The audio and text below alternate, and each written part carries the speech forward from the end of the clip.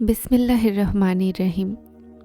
প্রতিটা মানুষের জীবনে একটা মুহূর্ত আসে যখন মনের গভীর থেকে একটা আওয়াজ আসে যে এই ভালোবাসা কি শুধুমাত্র আবেগ পর্যন্ত সীমাবদ্ধ, নাকি আল্লাহর সন্তুষ্টি আর বিবাহের দিকে আমাদের পথনির্দেশও শামিল আছে। আজ আমরা কথা বলতে যাচ্ছি ওই নিশানিগুলোর, যা আল্লাহর রহমত থেকে শুধুমাত্র মন পর্যন্ত নয়, বরং বিবাহের বরকত পর্যন্ত নিয়ে যেতে পারে।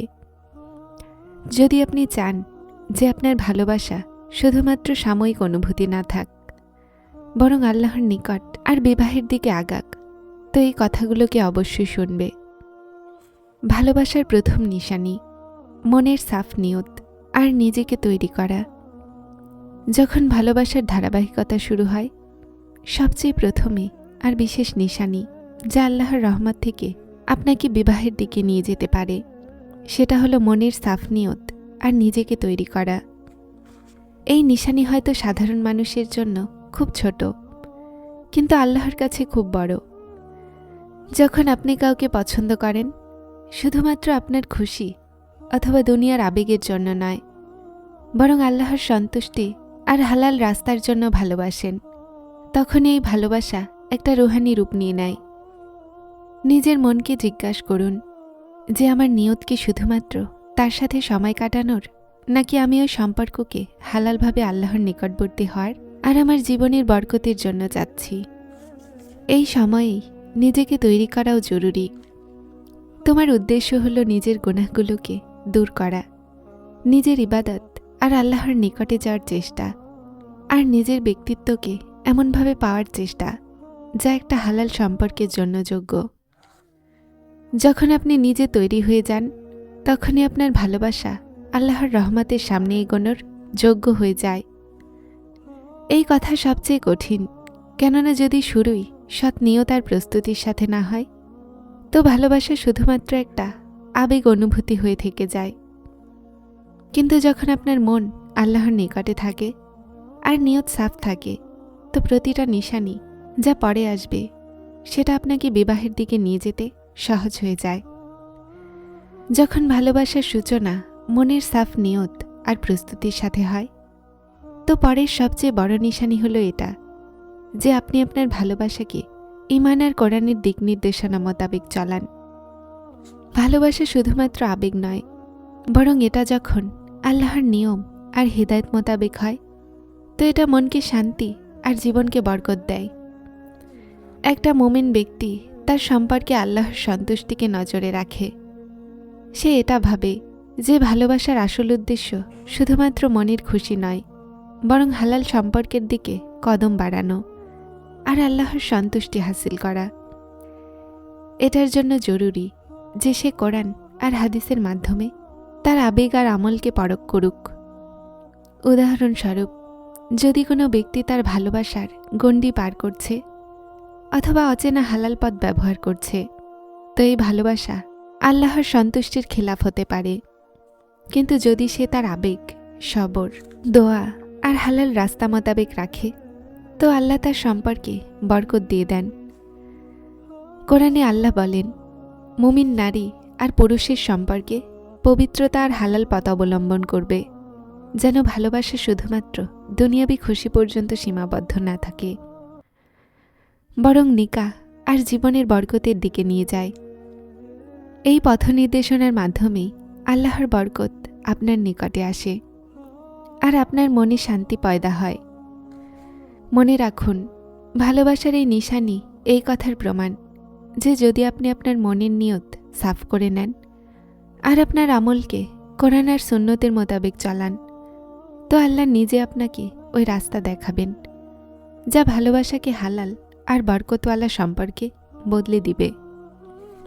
যখন আপনার ভালোবাসা মনের সাফ নিয়ত আর কোরআন সুন্নতের দিক নির্দেশনা মোতাবেক হবে, তো তৃতীয় সবচেয়ে গুরুত্বপূর্ণ নির্দেশনা হলো এটা যে আপনি আপনার আল্লাহর কাছে দোয়ার মাধ্যমে দিক নির্দেশনা তলব করুন।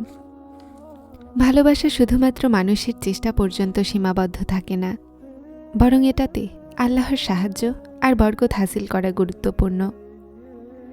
দোয়া একটা শক্তিশালী উসিলা যা মনকে শান্তি দেয় আর ভালোবাসাকে হালাল রাস্তার দিকে নিয়ে যায়। যখন আপনি দোয়া করেন তো আপনি আল্লাহকে বলেন, হে আল্লাহ, যদি আমার জন্য এই সম্পর্ক কল্যাণকর হয় আর আপনার সন্তুষ্টি এটাতে শামিল আছে তো এটাকে সহজ করে দিন, আর এটা যদি আমার জন্য ক্ষতিকর হয় তো আমাকে এটা থেকে বাঁচান। এই দোয়া না শুধুমাত্র ভালোবাসাকে মজবুত করে, বরং মনকে বিশ্বাস আর আশাও দেয় যে আল্লাহর সাহায্য প্রতিটা বিপদে শামিল আছে। যে ব্যক্তি তার ভালোবাসায় দোয়াকে শামিল করায় তার মনে সবর, সহ্য আর হালাল রাস্তার দিকে পরিচিতি তৈরি হয়। এখানে একটা গুরুত্বপূর্ণ কথা হলো এটা যে দোয়া শুধুমাত্র কথাই নয়, বরং মন থেকে হওয়া উচিত। যখন মন সততা আর প্রিয় আদবের সাথে আল্লাহর কাছে পথ নির্দেশনা চায় তো আল্লাহ তার ভালোবাসাকে নজরে রাখেন। আর এটাই সেই মুহূর্ত হয় যখন ভালোবাসা শুধুমাত্র আবেগ থাকে না, বরং রুহানি শান্তি আর বিবাহের বরকতের দিকে এগিয়ে যায়। মনে রাখুন, দোয়ার মাধ্যমে আল্লাহর কাছে দিক নির্দেশনা তলব করা সেই শক্তিশালী মাধ্যম যা ভালোবাসাকে হালাল রাস্তার দিকে নিয়ে যায় আর মনকে আল্লাহর সন্তুষ্টির নিকটবর্তী করে। যখন মনের নিয়ত সাফ থাকে, কোরআন আর সুন্নতের অনুসরণ থাকে আর দোয়ার মাধ্যমে আল্লাহর কাছে সাহায্য তলব করা হচ্ছে তো ভালোবাসার চতুর্থ নিশানি প্রকাশ পায়। সবচেয়ে কঠিন নিশানি এবং বিশেষ নিশানি সবর। ভালোবাসা হালাল রাস্তার দিকে এগোনো তাৎক্ষণিক হয় না। কখনো কখনো মন চায় যে সবকিছু জলদিই হয়ে যাক, কিন্তু আল্লাহর হিকমতে সময়ের একটা বিশেষ গুরুত্ব আছে। সবরের মানে হলো এটা যে আপনি জলদি সিদ্ধান্ত না নিয়ে এই জিনিসকে আল্লাহর মর্জি মোতাবেক হতে দিন। সবর করা ব্যক্তি তার ভালোবাসায় হালাল হারামের খেয়াল রাখে, অযথা দেখা করা অথবা আবেগে আচরণ থেকে দূরে থাকে আর প্রতিটা কথা আল্লাহর সন্তুষ্টির মোতাবেক ফেলে।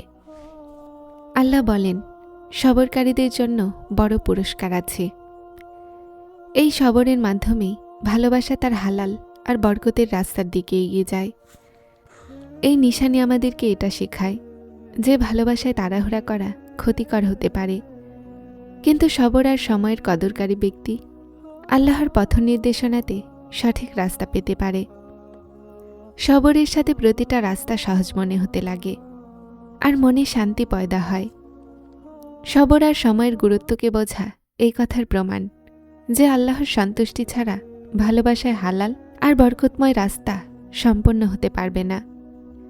যে ব্যক্তি সবরের সাথে তার আবেগ আর পরিস্থিতিকে আল্লাহর সোপর্দ করে দেয়, সে দেখে যে ভালোবাসা কিভাবে আল্লাহর নিকটবর্তী হয়। যখন মনের নিয়ত সাফ থাকে, দোয়ার অভ্যাস থাকে আর সবর করা যায় তো ভালোবাসার পঞ্চম বড় নিশানি হলো এটা যে পরিবারের লোকজনের কাছে পরামর্শ করা উচিত। একটা সফল ভালোবাসা শুধুমাত্র মনের সম্পর্কে তৈরি হয় না, বরং সেটাতে বুদ্ধিমত্তার সাথে মানুষের সন্তুষ্টিরও প্রয়োজন। ইসলামে পিতামাতার, বড়দের অথবা বন্ধুদের উপস্থিতিকে অনেক গুরুত্ব দেয়া হয়েছে, কেননা তারা আমাদের ভালোবাসার আর সম্পর্কে আসল আর হিকমত শামিল করেন।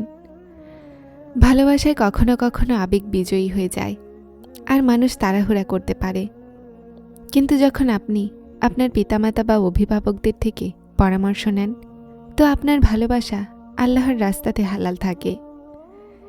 এই নিশানি এটাও শেখায় যে ভালোবাসাকে লুকানো অথবা নিজের মনের কথা বিনা কোনো সলা পরামর্শে সামনে আগানো ক্ষতিকর হতে পারে। যারা চ্যানেলটিতে নতুন এসেছেন তারা হেদায়েত চ্যানেলটিকে সাবস্ক্রাইব করে আমার সাথে থাকুন এবং অবশ্যই ভিডিওগুলোকে লাইক শেয়ার করবেন। আসসালামু আলাইকুম।